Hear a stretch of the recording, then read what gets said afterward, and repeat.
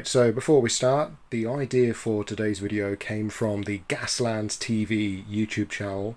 As some of you may know, I left a post on the communities tab of this channel asking you guys what kind of videos, what kind of content you'd like to see, what sort of stuff I could record and put in front of you and say, please watch. And this was something that came up, so don't worry, I am looking at all of the different suggested ideas and I am going to make as many as I can into videos. It's just this is something I felt I could put together nice and quick and dirty while I'm working on other things. So yeah, thanks again Gaslands TV, and into today's episode. Hello Wasteland! Yes, and welcome to today's episode where we're going to be looking at the different tools that I use in my projects. So to get us started, let's talk about the most important tool that I think, well, you can see is missing here, but no one ever seems to pay any attention to, which is the cutting mat. Yes, so this lovely cutting mat is one that I've had for many years now. If I can dig up the old photo on the internet, I will show you guys the picture of when I think I was like 17, 18, and my dad actually got me this cutting mat. Because up until that point I've been using one that I'd had since I was a kid, and it was proper grotty. This one, as you can see, is from Ryman's, which is like a stationery store here in the UK. And yeah, it's still going strong. I mean, like all cutting mats, this one has its fair share of imperfections and marks of war, like it's scarred from many different modelling projects.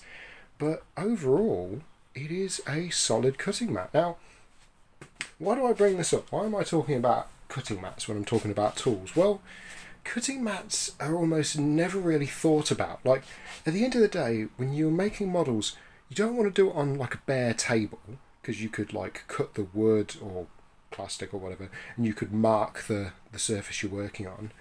And yet you see so many people online and they will thoroughly abuse their cutting mats, their modelling boards, and it's a shame really, because at the end of the day, if you look after it, you know, it's going to be like a decade before I'll need to change this.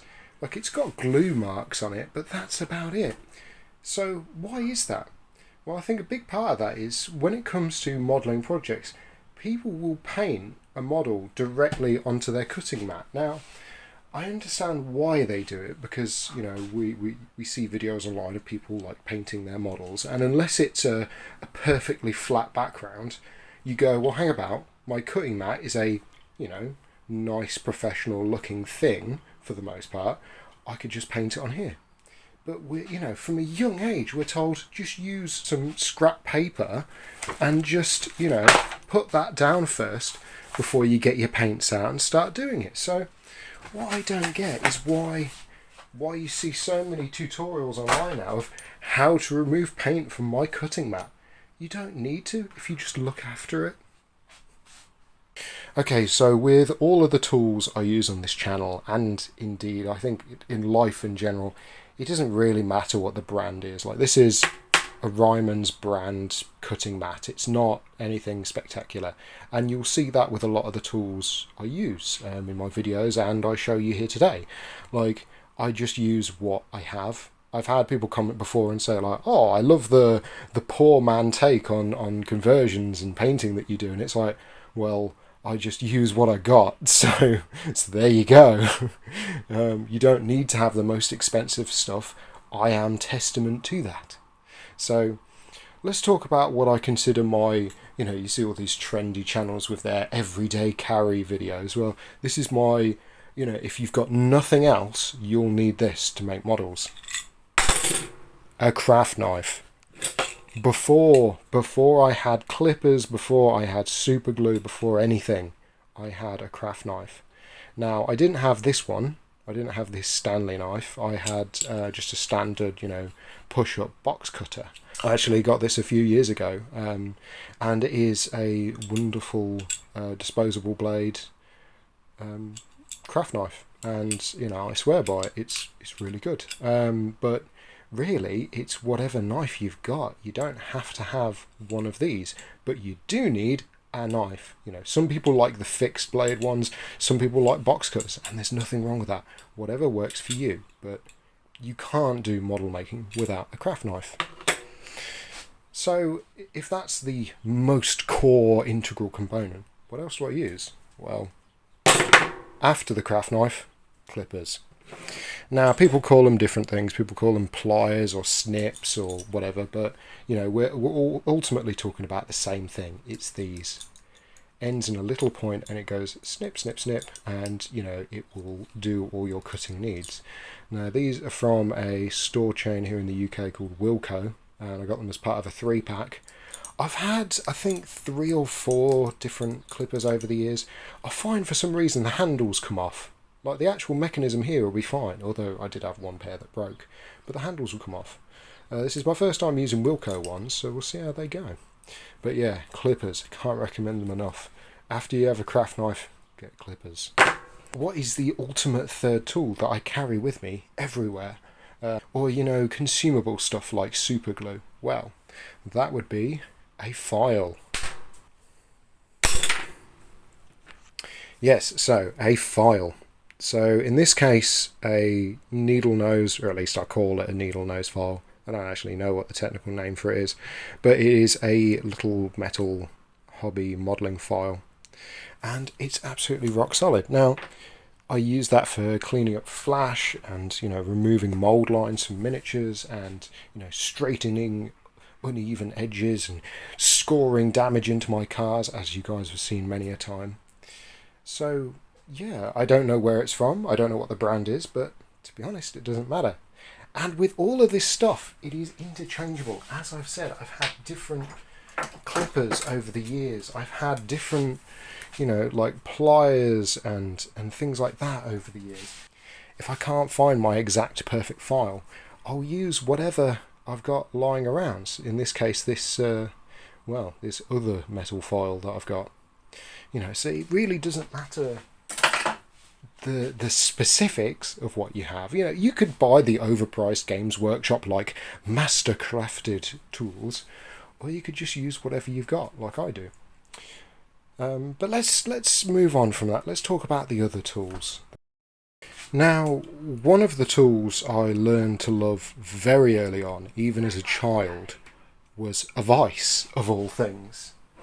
And my childhood vice was this lump of metal.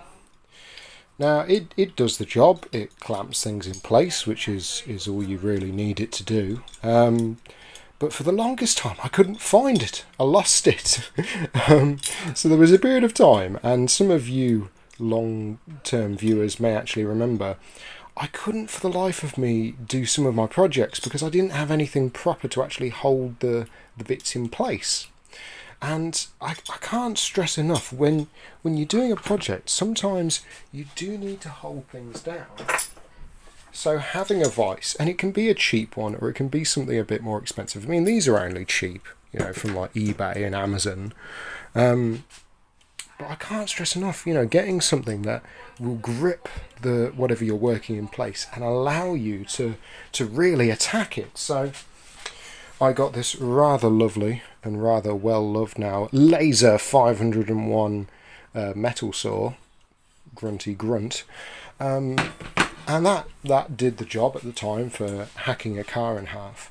But this would have been worthless if not for something to actually hold the car in place. Now, at the time I could just grip it with my hand, but as you will have seen, trying to hack up car doors, by itself it just doesn't work. So these really do form a whammy combination with other tools. So ultimately I've been slowly won over by the magic that is a jeweler's saw.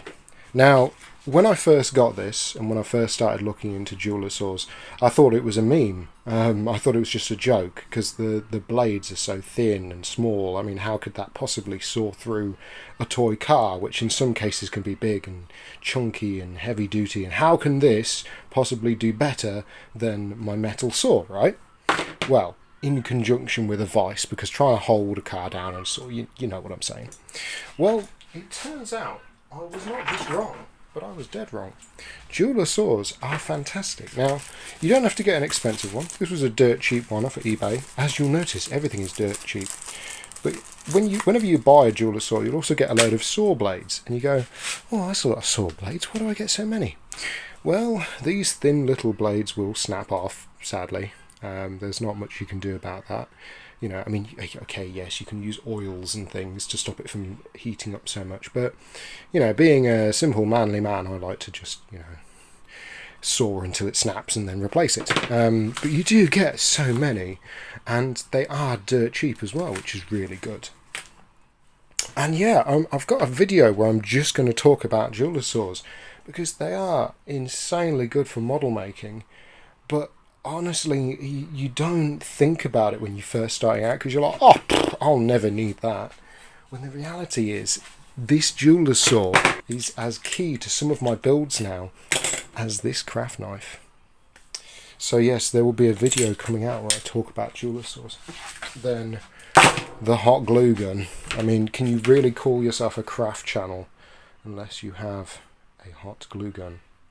And admittedly, this isn't the best one. This is one that my partner bought for me, and you know, it does the job and it works, and that's what you need it to do. It heats up the glue sticks and squidges them out, you know, the gun end. So, you know, it is what it is. It's not about going, ooh, look at all my tools, I'm so special because I've got a Bosch, ooh, look at me. It's not about that. It's about going, and ultimately what you actually need is a craft knife, a file, and some pliers or snips. Like, you don't need like a 3D printer and a hot glue gun and all this extra stuff. You don't need, you know, a vice. You don't need to get a jeweler saw. You don't need to get all this extra gumph that just takes up space and is like in the way 24/7. You know, you don't need to get all this. People want it because they see people using it online. They go, oh, it's so professional.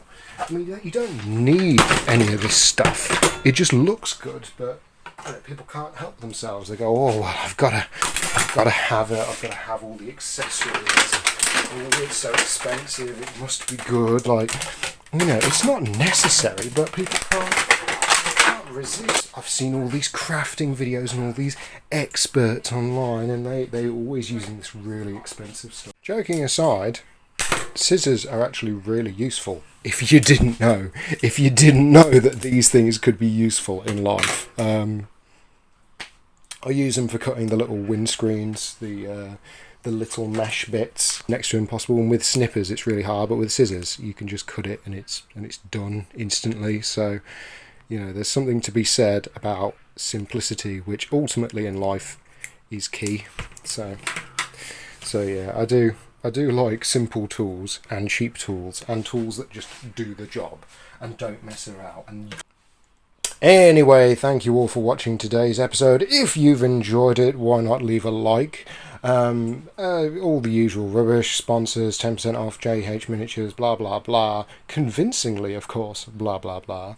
But, you know, most importantly, Gaslands UK Car of the Month for May. It's live. Go and check it out. So many people are entering. This is so cool. And the prizes, oh my goodness, there are so many cars that are being given away by Modelmatic. You guys, if you're in the UK this month, you need to check this out. It's like £70 worth of prizes to be given away. And you see the pile that's in the Facebook comment. Like, oh my goodness, check it out. And to top it all off, do not dismay if you missed your chance at being in the French translation of the Gaslands book, because there is a new Gaslands PDF series called Gaslands Overdrive that is coming out. I'm of course featured, but so could you. So check out that link in the description as well. And as always, thank you all for watching, and I will see you in the next episode, which is coming soon. Thank you and goodbye.